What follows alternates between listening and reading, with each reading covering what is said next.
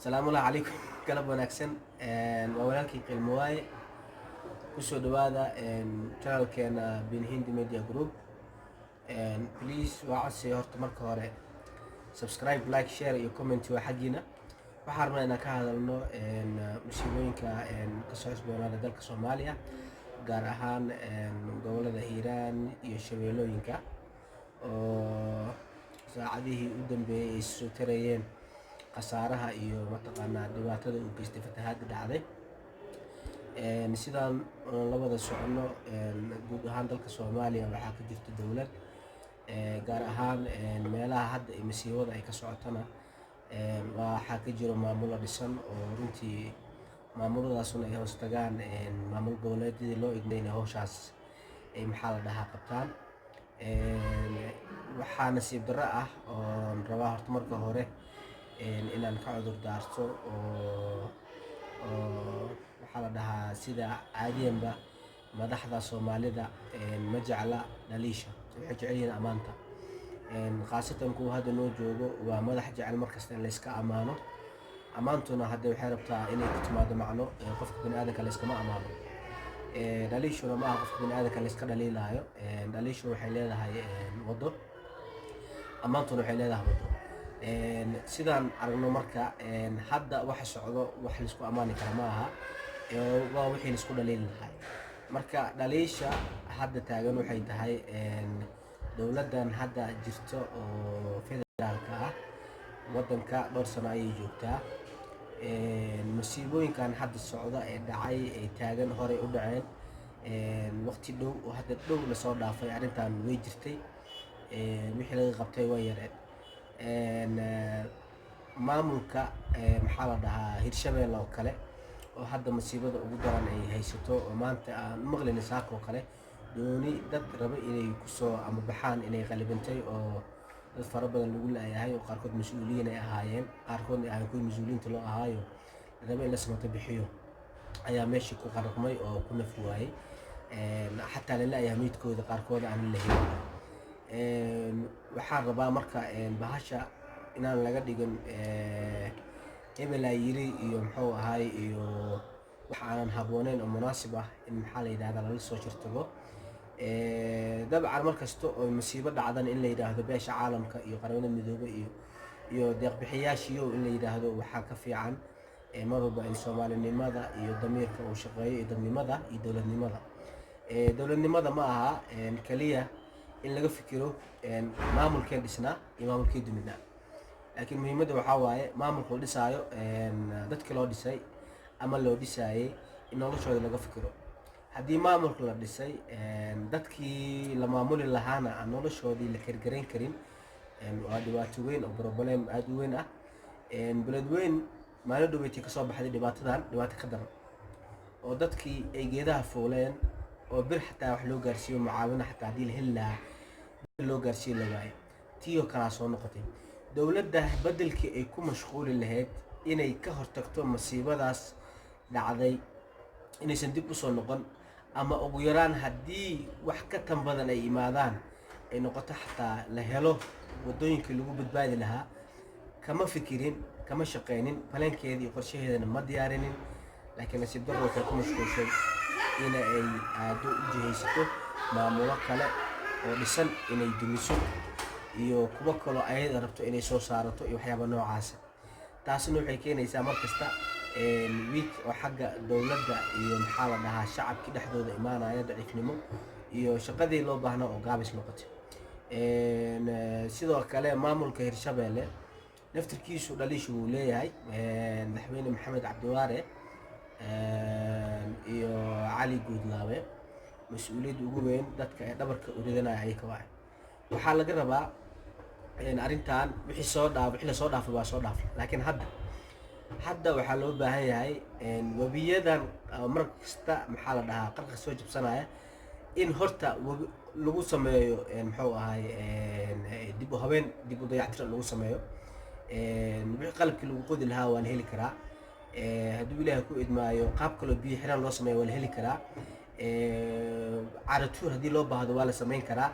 Dhagxaanta lagu lugooyo ummadda waddooyinka loogu xirtay maalin kasta loo samaysto in jidad hor leh lagu googooyo ma lagu fikiro in webiga maxaa la dhahaa jimbiyadiisa la geliyo xataa dhagxaan shubo waaweyn oo biyahaas celin kara.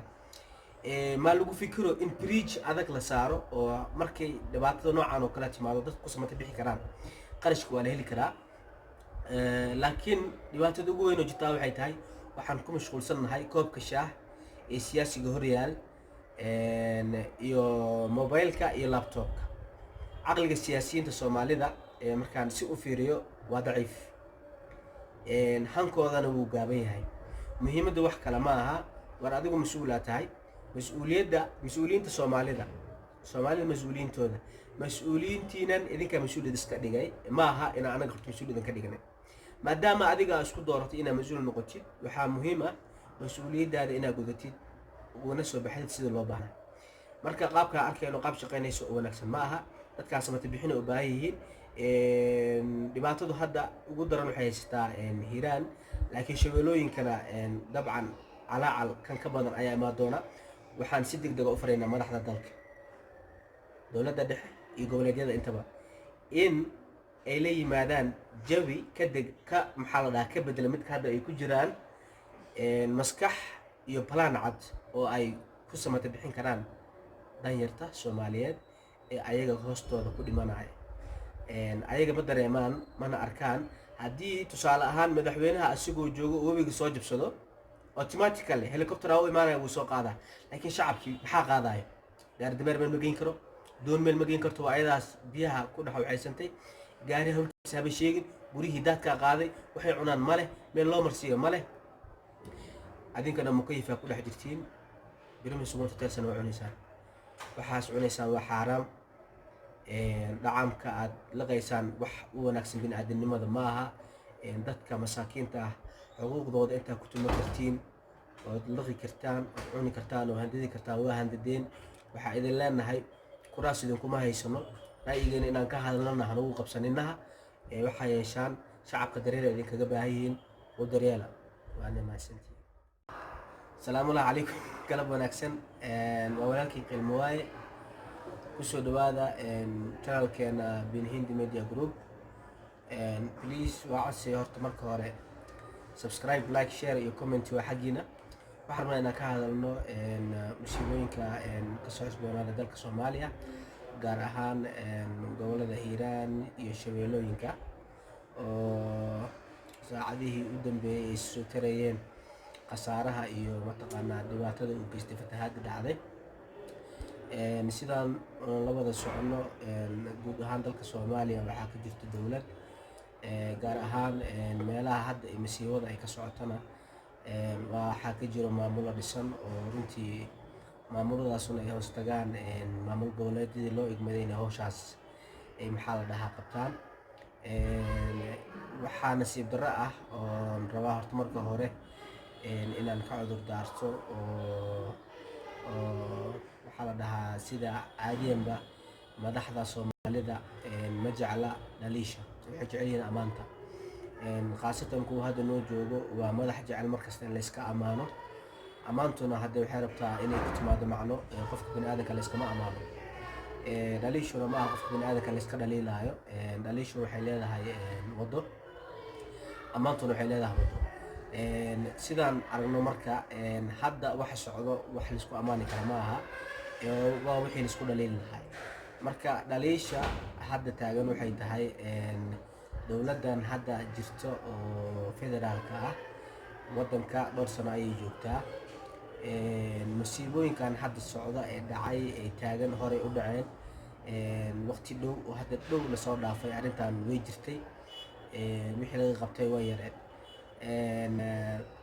maamulka maxaa la dhahaa Hirshabelle oo kale oo hadda masiibada ugu daran ay haysato, oo maanta aan maqlayna saako kale dooni dad raba inay kusoo ama baxaan inay qalibantay, oo dad fara badan lagu laayahay, oo qaarkood mas-uuliyiin ay ahaayeen, qaarkoodna ay kuwii mas-uuliyiinta loo ahaayo raba in la samata bixiyo, ayaa meeshii ku qarqmay oo ku naf waayay. xataa la laayahay meydkooda qaarkood aan la helin. waxaan rabaa marka bahasha inaan laga dhigin hebel aa yiri iyo muxuu ahaay iyo wax aanan habbooneyn oo munaasib ah in maxaa la yidhahdaa lala soo shirtago. Dabcan mar kasta oo masiibo dhacdan in la yidhaahdo beesha caalamka iyo qaramada midoobay iyo deeq-bixiyaashiiyow in la yidhaahdo waxaa ka fiican mar walba in soomaalinimada iyo damiirka uu shaqeeyo iyo dadnimada iyo dowladnimada. Dowladnimada ma aha kaliya in laga fikiro maamulkeen dhisnaa iyo maamulkeen duminaa, laakiin muhiimadda waxaa waaye maamulka la dhisaayo dadkii loo dhisay ama loo dhisaayay in noloshooda laga fikiro. haddii maamulka la dhisay dadkii la maamuli lahaana aan noloshoodii la kargarayn karin, waa dhibaato weyn oo problem aad u weyn ah.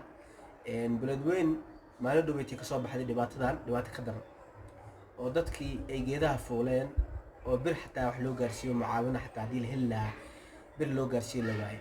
tii oo kalaa soo noqotay dowladda beddelkii ay ku mashquuli lahayd inay ka hortagto masiibadaas dhacday inaysan dib u soo noqon, ama ugu yaraan haddii wax ka tan badan ay imaadaan ay noqoto xataa la helo waddooyinkii lagu badbaadi lahaa.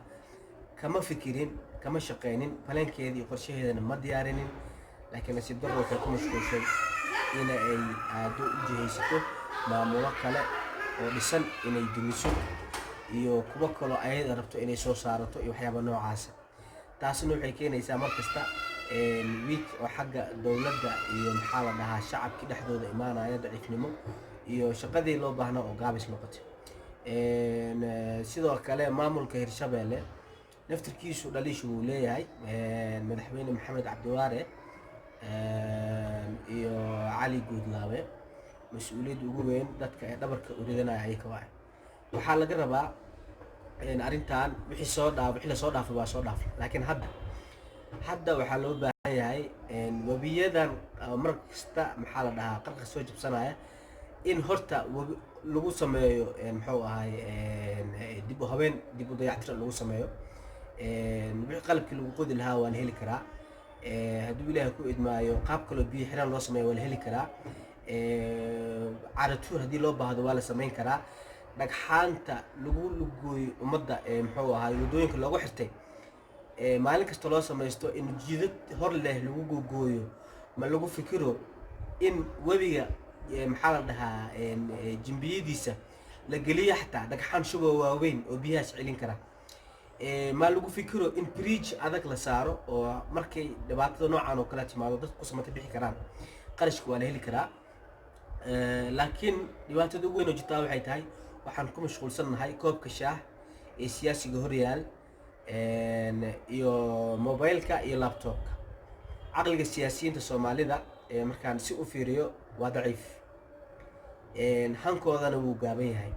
muhiimadda wax kale ma aha, war adigu mas-uulaa tahay.